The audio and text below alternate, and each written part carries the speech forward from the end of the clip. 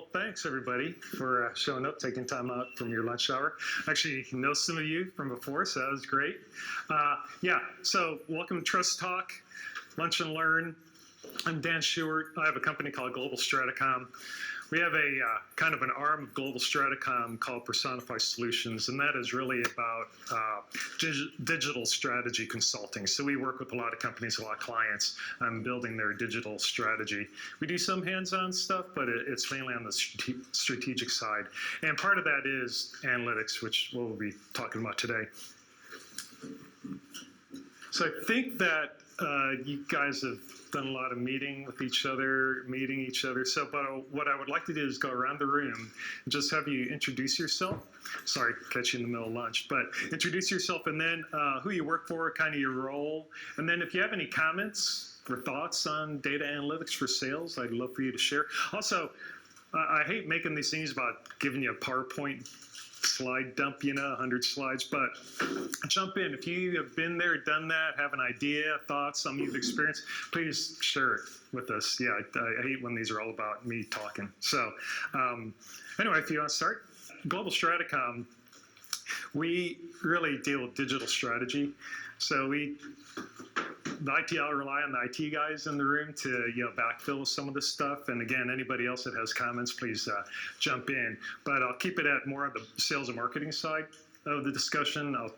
We usually like to go into an organization and talk business before technology. And I get a lot of people asking about certain technologies, and it's really best to talk about business challenges. And today we're talking about sales marketing challenges you might have. Now, analytics may be able to fill that gap in there. So, but feel free again to interject as we go. All right, so takeaways for today. Yeah, it's really important.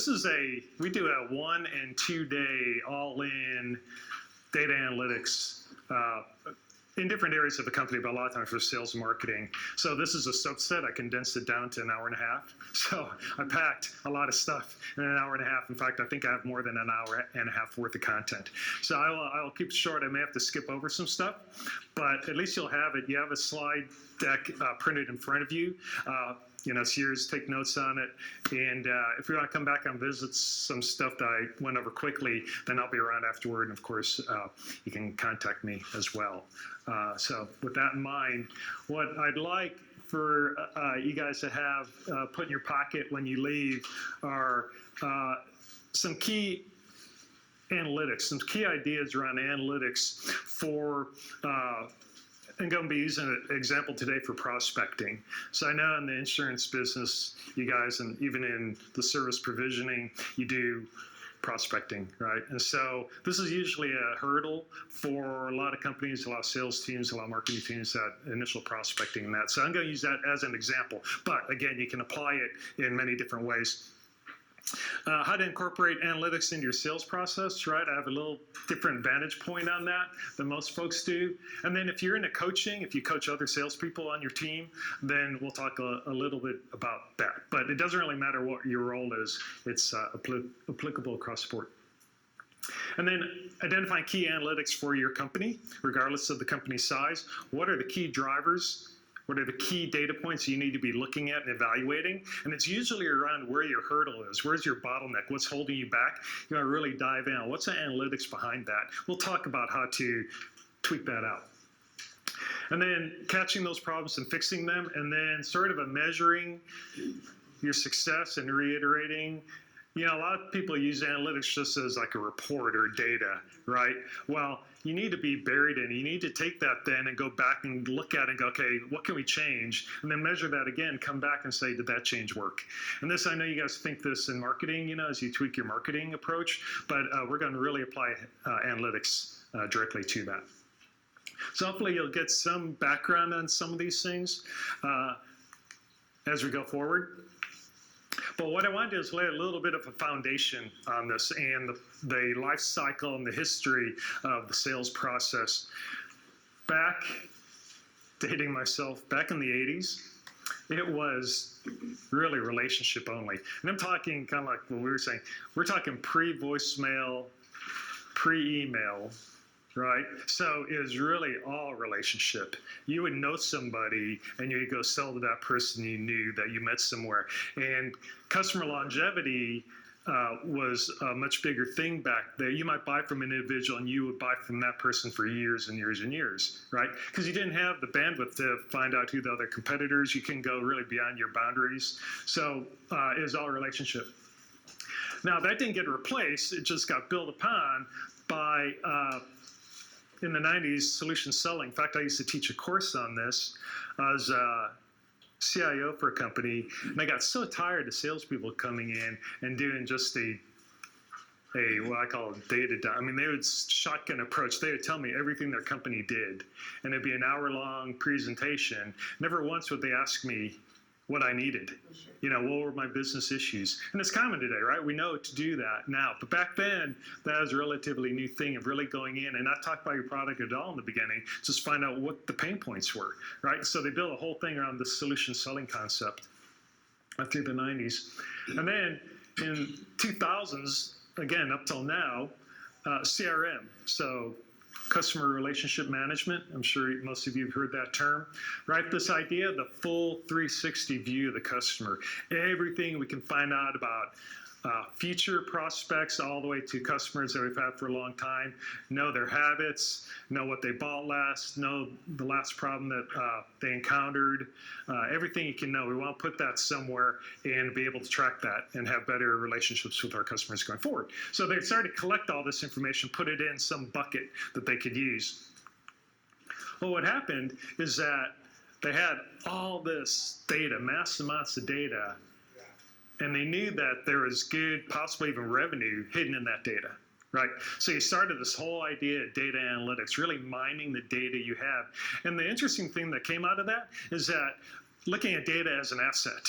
The data you have, the data you collect is your data, right? Probably unique in some way to your competitors, and it's an asset, just like your building, just like your trucks, whatever your inventory is, that is an asset. And you can monetize that asset, right? You can glean profit, you can glean cost savings from it. Some companies even take it, they abstract it, and they resell it to somebody else because the data they collected is so unique.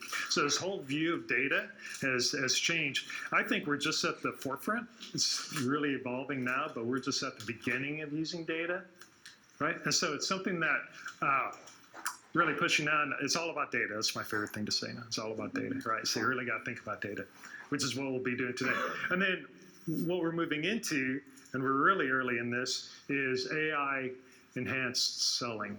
Now, a lot of the products you can get today have AI built into it already, so you don't have to be a data scientist or a developer to use AI. And there are a lot of products out that you can buy off the shelf that have AI built into it. We'll talk about that a little bit later. But this idea of AI being somewhere in the future that I need to think about later is not true, right? AI enhanced selling is happening today. The reason Amazon has surpassed and become such a large company is because of their early focus on data and now their early adoption of AI. That's what springboarded them beyond everybody else, because there are thousands of online retail stores, right, shopping avenues, but they're the ones who really exploited data to the full extent. And we'll talk a little bit about that as we go on. All right, so it's a differentiator right now. It is the thing that is going to put you ahead of your competition. And that's all there is to it. So you have to really focus on what data you have, what data do I need to collect, and how do I use that data, right, to beat the competition. Make sense? Right? All right. I see this all the time. Typical dashboard, right? And it's good, right? You need dashboards. You need to know where you're at, in your process. Even if it's marketing, sales, whatever. What's the outcome of what we're doing, right? Sales goals happen early on in the sales life cycle. So what I'm talking about is moving these analytics, moving this earlier in your sales life cycle. We'll talk about some really specific ways to do that, right? That you can use today. But start thinking about your life cycle, how your sales cycle works, and then start thinking about how the data can help me fine-tune that as we go, beyond just the basic dashboard. People using dashboards now? Anyone have a dashboard that you guys probably do, right? Dashboards, right? So critical to business. And not to put that down, but to build on top of that. All right, so the other foundational element of this, and I can't stress this enough, we do this quite a bit with our clients, and that is mapping the customer journey. You'd be surprised. I was on a phone call today with the CEO in New York City with a very large nonprofit healthcare organization, if not $1 billion, close to $1 billion organization. And we were talking, and they have some issues that they're trying to get past, especially being a nonprofit that size, right? It has its own challenges, but they are busy trying to look at analytics and data, and he has never really looked at his organization as a client or a provider. He's never looked at their website. He never tried to call his own company just to get help. He's never really experienced what his clientele and his customers experience, right? So we're big on really understanding what your customer journey map is, because without knowing your customer journey, you really can't build on that, right? You really have to know what their experience is like. So we take a little bit of a different approach on journey mapping. I get this all the time. I get a phone call. Oh, we want to buy a CRM solution, right? We like HubSpot or Salesforce, we want to get that in. And, well, what problem are you trying to solve? Oh, it's a cool tool. We just need the tool. It's like, well, what's the business approach? What are your outcomes? What are your goals, right? So we always have to pull them back to, don't think about technology yet.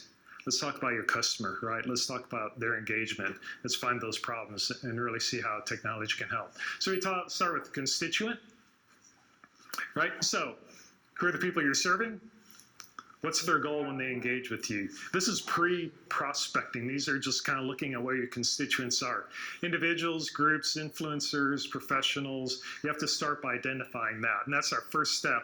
We usually do this in a 1 day or a day and a half effort, and you can get a pretty good journey map of your customer experience with this. And then the next one is customer persona. You've all heard this. This is a very popular term right now. So what are the characteristics of your customer? Who are they? What are they like? What are their habits? Interesting, there's a company called, it's a startup I've worked a little bit with called Suma. Has anyone heard of Suma? Right? So they started with looking at job placement, right? And they were doing it mainly for stay-at-home moms, right? Moms that elected to work from home, but wanted a job, right? They don't just stay at home, they wanted also a job. And so as they learned their customer and did their journey map of their customer, they discovered that there's a large population of stay-at-home moms with kids with special needs.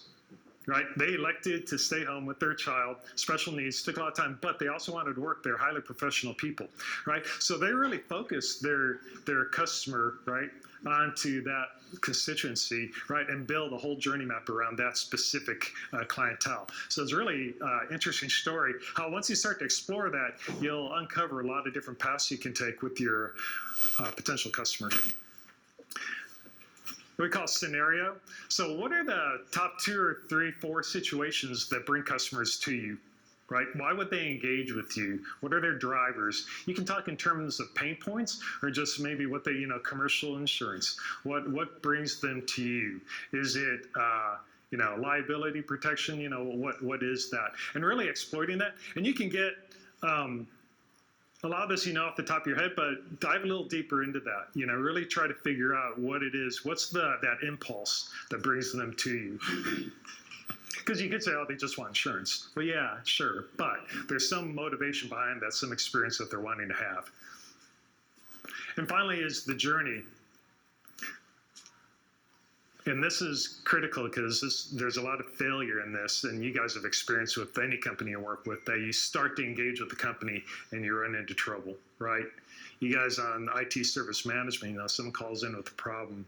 What's their experience like right out of the gate? What are those touch points? How are you reaching out to them, right? And once you start to understand this and understand the touch points, you start to begin to understand where the data is coming from? What are you collecting? If your main touch point is a website and that's where they go, then you really got to look at what am I collecting on the website? What's their experience when they engage with that, right?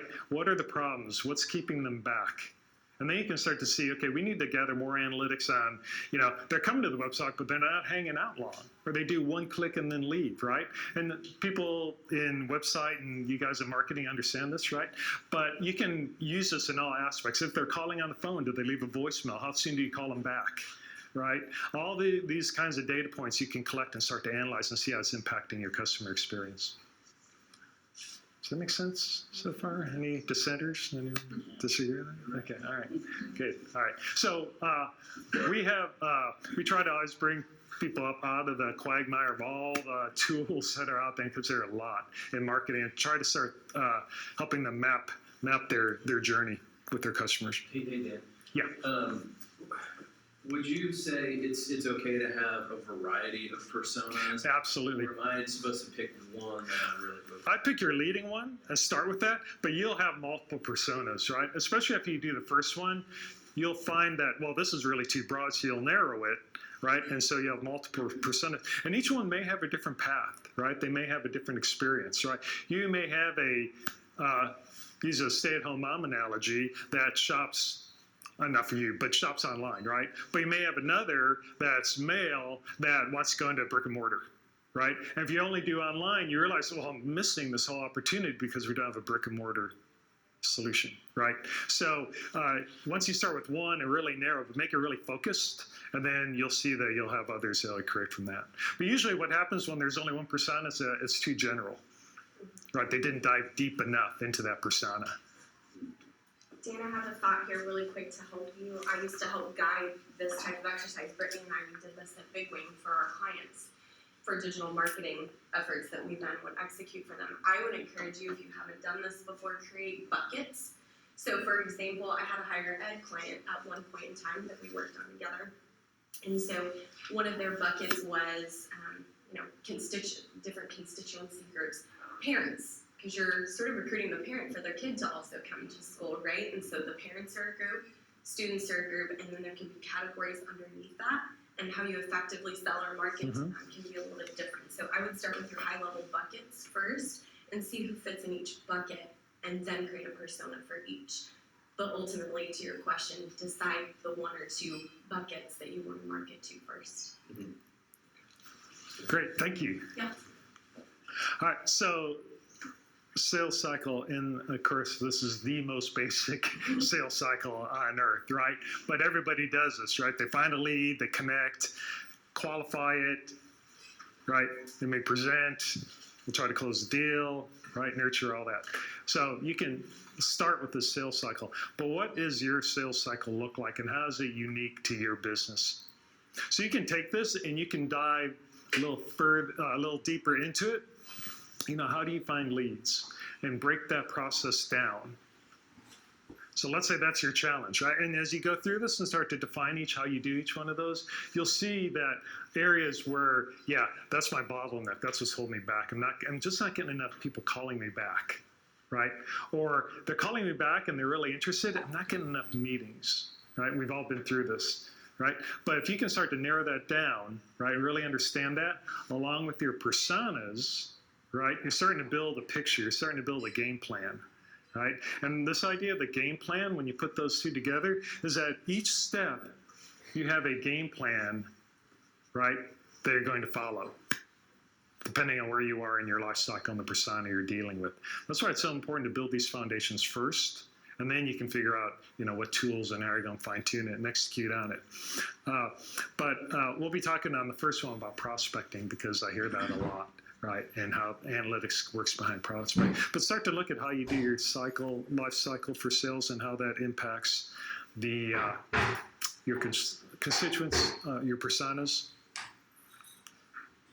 Okay, so we're going to do an exercise, right, that you'll see. Now, it's a networking thing, right? We're networking here. So I urge you, if you want to, if you're comfortable, work on it alongside with someone or team up in small groups. Move around. If you heard somebody that does something similar to you, feel free to get up and sit by them. And I know we got some extra chairs around. It's a little tight, but well, I urge you to work with somebody on doing this exercise. So feel free to move around or work together with the person next to you. I'm good with that. Couple, three. Yeah, great. With my sellers, their challenge is whether they should hold and just buy secondary or just go ahead, sell and buy secondary. That's good. I like the detail. Yeah. Now, did I say that's the problem we're trying to solve? Yeah, that's the problem. Okay, and with that, for home buyers, they get, antsy when they got credit challenges. They don't complete the process because they're already frustrated, it's bad, and they're trying to get Very good. their big goal. The best way to engage with them is either over the phone or a Zoom call. And where the problem, my skill is number 3, is getting to where they're qualified to do what they need to do to make that decision to execute. Okay. Good. That's good. I like that detail. Let's Jerry. Yeah. Well done. Good team. So you guys want to follow Good that team. one? Yeah. Yes, we do. All right. You good team. You guys got to team up some more. Go ahead. Yeah, you did. Brad actually did it. You did it.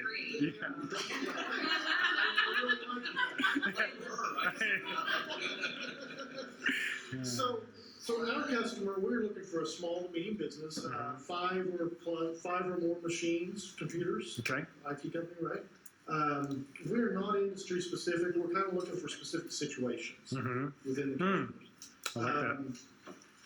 The problem we're trying to solve is to help them maintain their business, keep their business functioning without having the technology issues that come with that. We want them to be able to continue their business with their technology being almost an afterthought. Yeah. Right? Good. That's a good takeaway. I like that. Engaging customers. My company has a very strong belief that it's personal relationships. We were talking about as we went through, the 1980s model of a personal relationship really is what we still kind of prefer. Yeah. We want to know. Everybody wants to get there, and this by no means means that that's done. It's still the foundation, right? You got to have that relationship. And then the problem in our sales cycle, there's lots of things to this. I won't take too much time on it, but it is getting out of the gate. We are stuck in the starting gate. Okay. Lead generation, getting to more people, making more conversations, building that 1980s personal relationship. Yeah, but that's you got to get started on rethinking how you approach potential customers, right? And start orienting towards that. So that's a great start. One more? Anyone else want to share? Yeah, we can clap.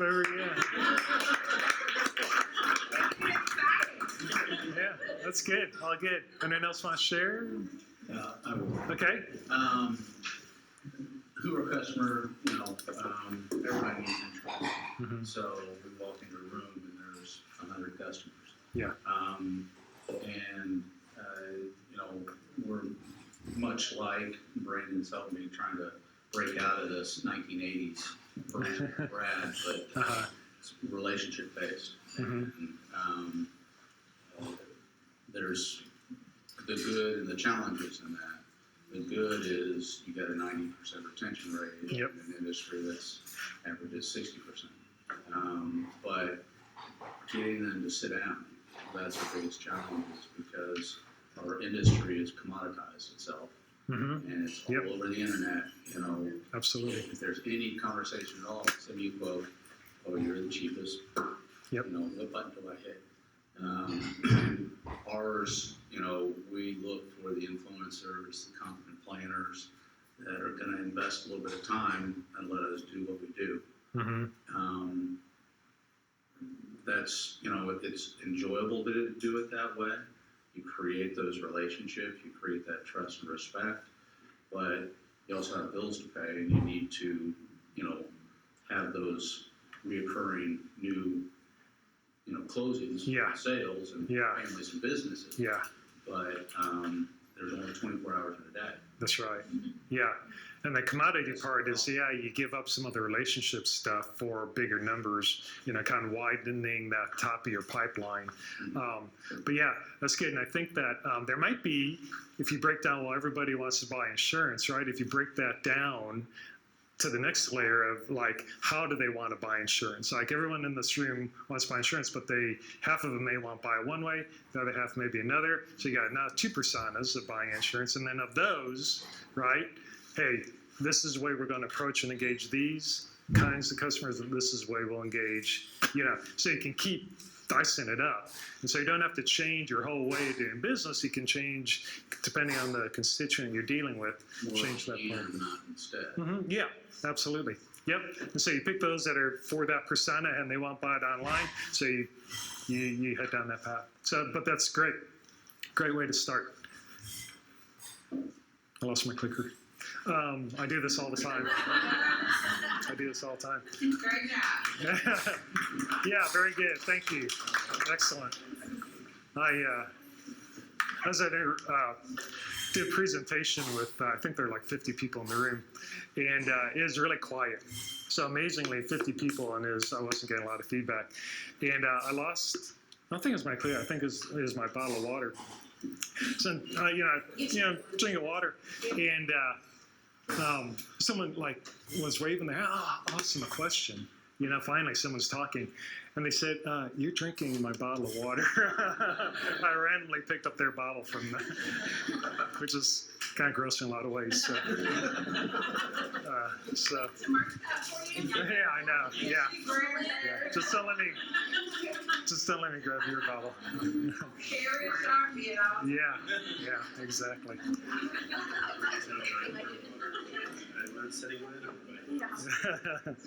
Okay, so Mr. Dan, by us doing this exercise, what is the takeaway that you're engaging for us to see from this?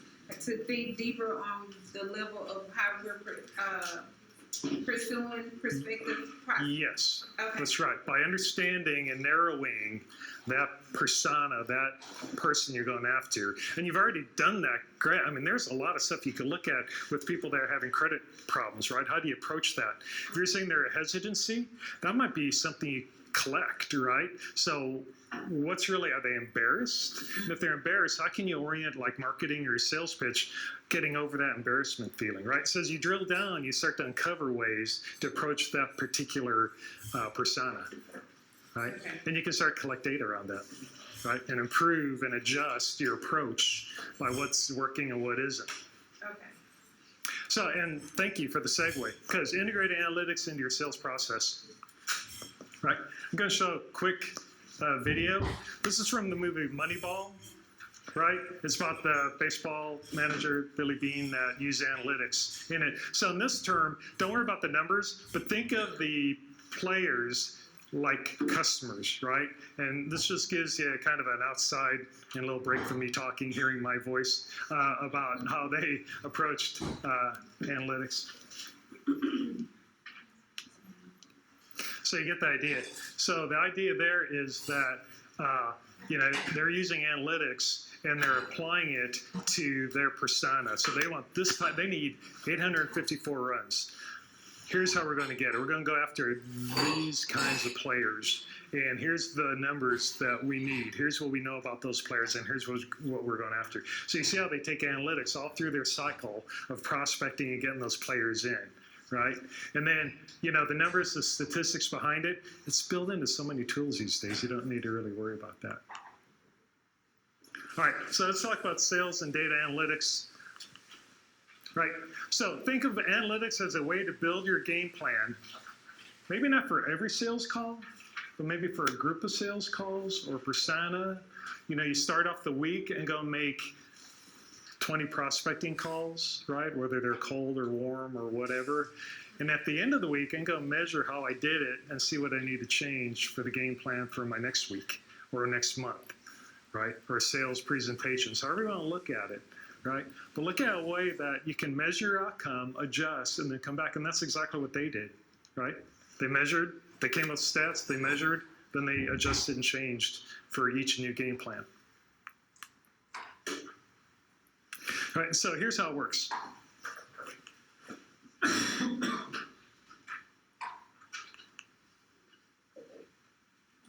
Okay, define the problem, and you did that a little bit already, right? Define a problem, right? There may be many, right? But you want to take one and define what the problem is that is. If it's the, getting people to sit down and talk to you, or whatever that problem is, define that problem well.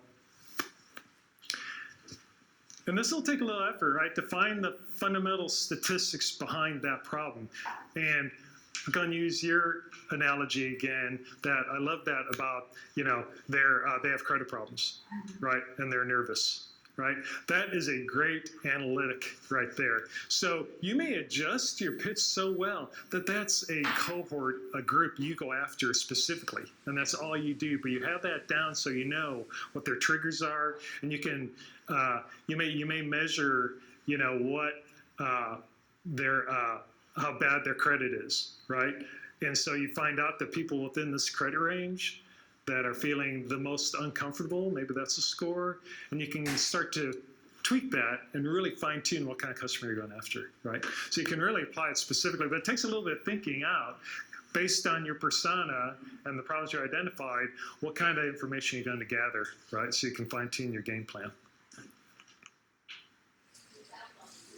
And then decide on the outcome you want to achieve, right? So for you, you mentioned sitting down and having more conversations. Or maybe you pick a persona where we're going to try, this group that just wants to buy commodity, we're going to try something. We're going to try to put a website out there and see how easy we can make it for someone to buy. Maybe it's just an entry-level basic insurance policy, and we're going to test that out. We're going to see how many hits we get, and then we're going to adjust it after that and try it again next week or next month, right? So you can continue to, you got to start with what you want the results to be. We're going to try to get 10 people looking at our website. Maybe that's your first goal. And then what do I need to capture? If I do that, I want to know how many people are going to the site. I want to know what they're clicking on. I want to know how many phone calls we get, right? And I want to know if they call me and leave a message, when I call them back, did they respond? Those are all good stats to start tracking. And you can start to fine tune based on how that's tracking over time. Does that make sense? I'm using you as an analogy, but. I've been using it. All right. And then you want to, and people forget this, they do the data and they look at it, but then they forget to go back and look and say, well, did it work? Did I get the outcome that I wanted, right? What's going wrong, right? Why isn't that working? And then it's just experimenting, right? It's just starting to experiment and adjust. But yeah, you want to start off, and we talked about this a little bit too, start off very focused with one, right? And you may have many, right? You brought that up too, Jeff. You may have many, but start with one, get really focused, make it really simple, then you can always build on that. Any questions? So we need to start off with like a spreadsheet, like a Excel spreadsheet, just put all that data in there every day. Yeah, it does not have to be complicated, right? And just see that, with your persona at the top, and then start filling what are the things, that drill down on the pain point that they're having, right? Like you talked about. All right, and we're going to do that. So you get a chance. All right, it's the same thing. You can pair up with different people if you want. And it takes a while. What we're going to do is take that list that you have on the next page after the exercise, right? You'll see one with just these items on it, right? So what you're going to do is start to fill that out.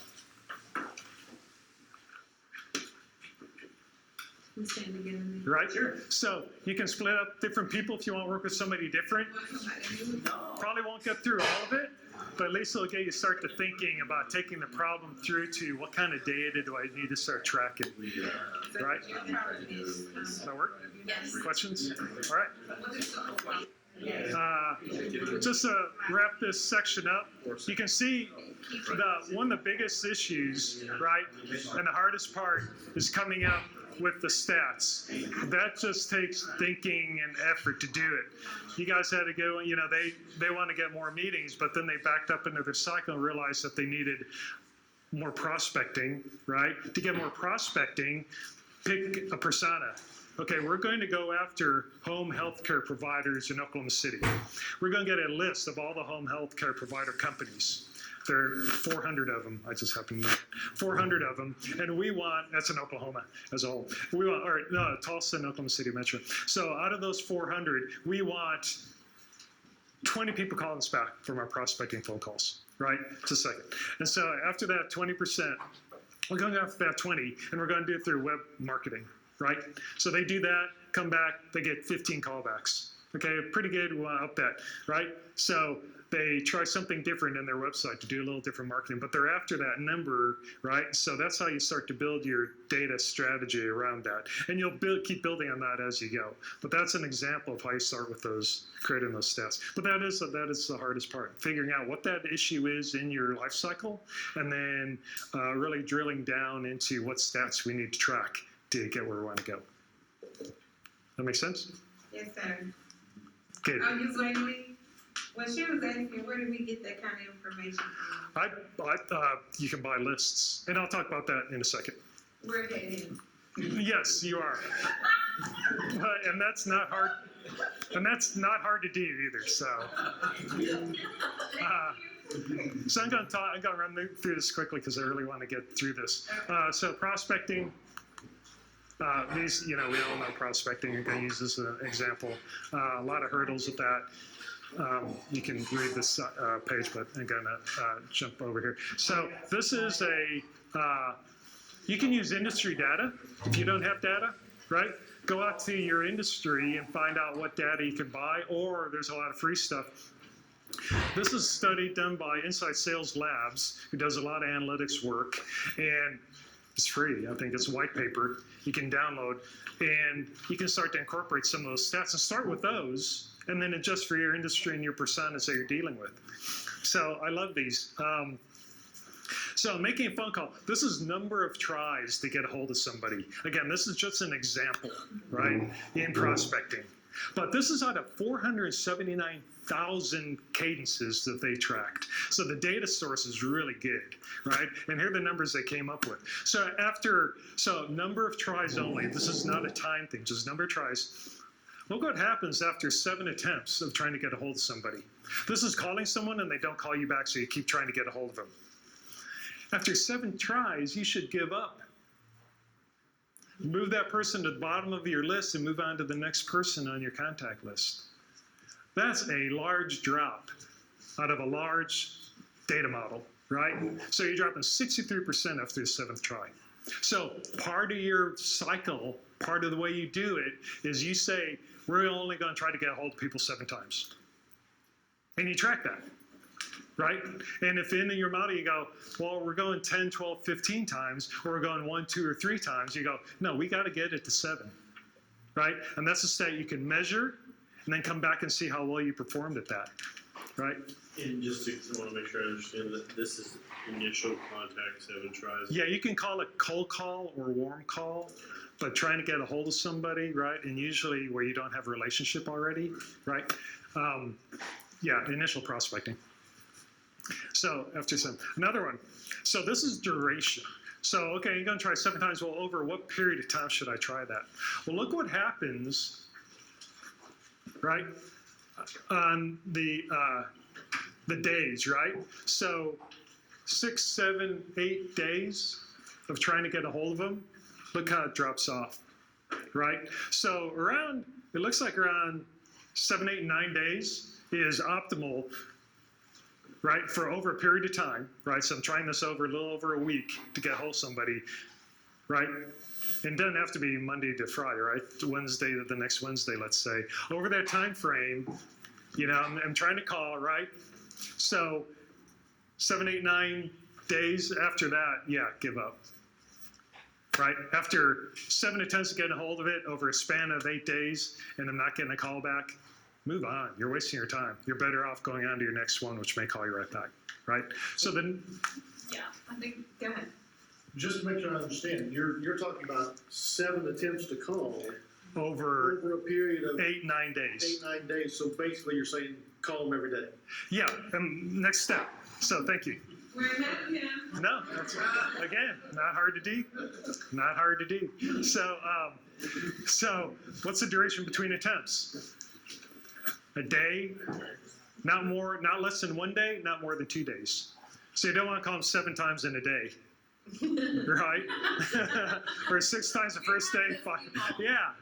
I do sometimes, I call them morning, noon, and afternoon. Yeah. Then I wait 2 days and do. So the stats show that you should try a day, no less than a day, no more than 2 days between sales attempts. Now, again, it doesn't work out exactly, but is it a 24 hours or 48? Don't get hung up on that, but just try to give that kind of gap between your attempts. 7 tries over 9 days with somewhere a day or so between your attempts. And you can actually start to, this is a cool thing, you can actually start to measure that. I think it also has to do with your widget, too. Your what? Your widget. Oh, yeah, it does. And that's why this is across all industries. So, this is not the Bible, right? Start with this if you're not sure, and then adjust for your industry and your personas. That's why it's so important, right? So if you have people that, here's our, doctors or something that have weird hours, that may not work for you, but you try it and you adjust, measure, right, and make it your own for the ones you're reaching out to. But if you don't know where to start, this is a good place to kick it off. Right, so outreach, Sorry. go ahead. No problem. The stats and stuff you just showed, the master, that is a free reference you mentioned? Yes. Yeah. So you can go and download that white paper. It's got a bunch of stuff on it. I just picked some of the more intriguing stats. And there are a lot of other sources, probably sources in your industry as well, they can call on to get these kinds of stats. So how do I get a hold of them? Stats show, and the chart's really convoluted, so I just threw up the result. Stats show you should have 3, at least, optimum is 3 ways to try to get a hold of them. So pick 3. Everyone will probably do calling and voicemail. Everyone will probably do email, but you should have a 3rd outreach method. Now, trending right now, and you marketing people know this, LinkedIn is huge. And there are so many research papers on using LinkedIn. The email versus InMail, which is the LinkedIn mail service, the numbers are ridiculous. I mean, and I've experienced this myself. I'll send someone an email, may or may not get a reply. I'll do an InMail through LinkedIn. Now, within a day, they respond. It's just the mindset of LinkedIn right now. The other is video. I worked with a client, pretty big company, the Northeast, and what they switched to is when they do a proposal, they do a video and send you a link. So you go to the link and say, thanks, here's the link to your proposal, right, for our product. And it gets on, and the salesperson and CEO is going, hey, really appreciate you guys reaching out and allowing us to submit a proposal. Here are the pain points that we're solving. If you see, if you scroll down, you'll see the pricing, our pricing guide. If you have any questions, absolutely call me, and his number shows up on the video. Or people embedding videos in their emails, prospecting emails, right? And you see more video. You've done some videos on LinkedIn. They're really good. So try to start incorporating video, because the stats show that video and LinkedIn are really trending outreach avenues right now. So just to clarify on this, the outreach that you're talking about for LinkedIn and social media is not an actual social media campaign. It truly is a direct message. That's right. To an individual. Thank you. Business. This is direct. Hey, Yeah. this is Kit with Better Business Bureau. I'm trying to reach you because we're talking about blah, blah, blah. Yeah.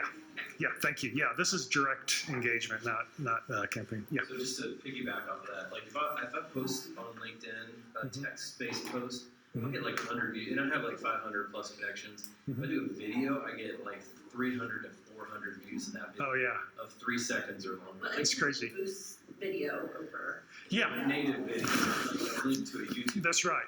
You got to do, sorry, I just pushed my mic up. Yeah, exactly right. Personalize. A personalization, we all know is really big right now. So the more you can personalize, the better. So the fact that you do your own videos is big. Right, that's the way to go. So feel free, start experimenting with doing your own video. Shoot a video, 30 seconds, right? Well, marketing people know better than I do, but a really brief, targeted, informative, content-rich information that people can take away and use. So I urge you to do that. So what I want to talk quickly, and notice I have it at the end, is technology, right? So build your persona, right? Build your customer journey map. Create that, build that foundation. Understand what kind of data you're dealing with and need to collect, right? Do that first, understand that, experiment.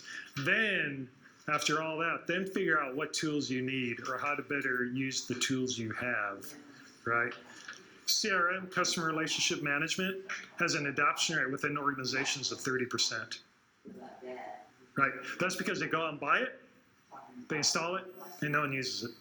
And the reason they do that is that they didn't start in the beginning, which is, what problems are we trying to solve, right? And we run into this all the time, right? So we always back them up. What's their customer engagement? What problems are you trying to solve? Right, and talk about this. So I'm going to use Salesforce as an example, just because they're now the fourth largest software company in the world, specializing in CRM, customer relationship management tools. So these are the components in Salesforce around data and data analytics, and they all have them. There are 1,500 common sales CRM tools out on the market, so you got your choice. Reporting and dashboards, data management, right? And it's all built in. It's all point and click, right? It's built for an administrator, not for an IT. Sorry, IT people. Workflow and process builder, right? So you can start to build workflows. So you guys could have a workflow of how your prospecting goes, build in here, and at each milestone, you capture the analytics. How many calls did we make today? What was the response to those calls? And at the end of the week, you have a nice little start of an analytic model, right? Then they have built-in analytics tools, so you don't have to worry about all the being a statistician to do that. And then, what's the other? I can't remember. Salesforce is Einstein. They have Einstein, which is built-in AI, which will start to interrogate your data for you and start to give you predictive and prescriptive analytics around that. Hey, these are the 5 people you haven't called and look like you are trying to call everybody every other day. It's pretty cool. Yeah, so you don't have to be an AI guru to start using some of those capabilities. So if you want to get started with whatever CRM tool, whatever tool you're using, in Salesforce, look at a report. Just build a report. You got, like your examples, okay, you could build a report right away on, I'm going to start tracking my calls, even if it's in a spreadsheet, and then the result of that call, right, given a certain cadence, and how do I perform? How many callbacks am I getting? Right, and then dashboard, you can create some really simple dashboards to help measure that. And then it has a real simple thing of uploading a spreadsheet. So if you build a spreadsheet like you talked about, real simple way to just load that in, just crunches all your data. So you can start throwing in all this data you're collecting into some of these tools. And it's a good holding tank for that.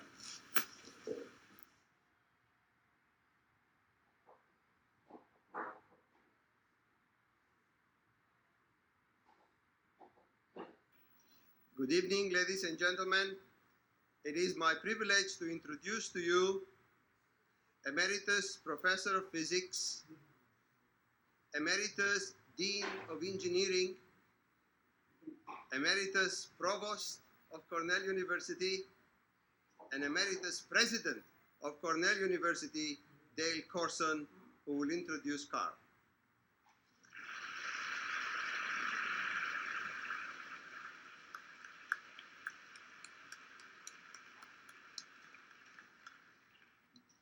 Professor Terzian, ladies and gentlemen, it's my pleasure to introduce Carl Sagan for his lecture, The Age of Exploration.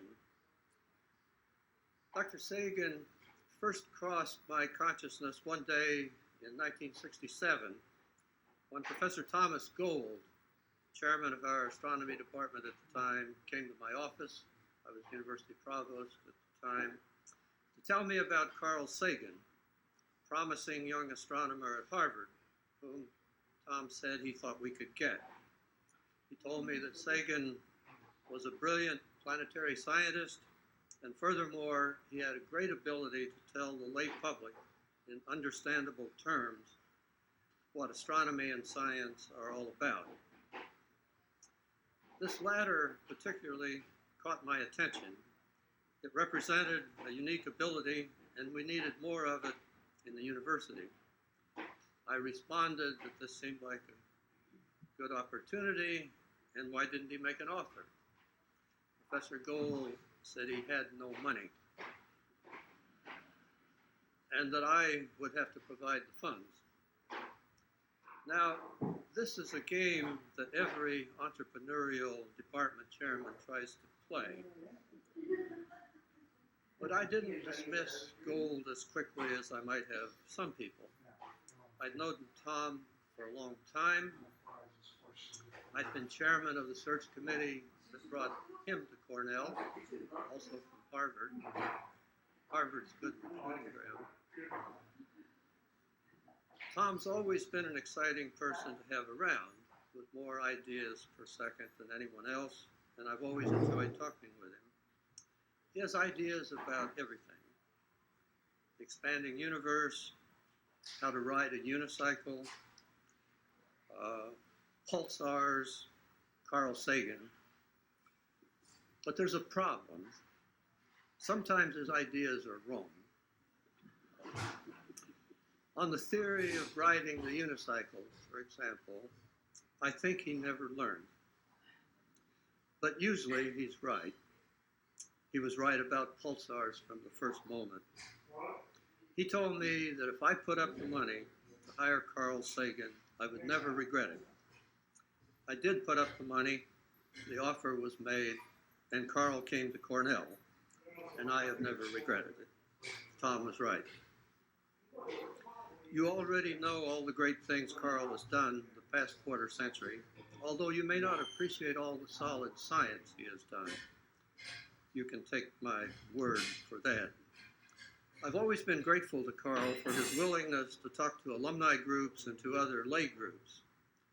When I was president, I asked him to do this billions of times when I could find him. And he always said yes.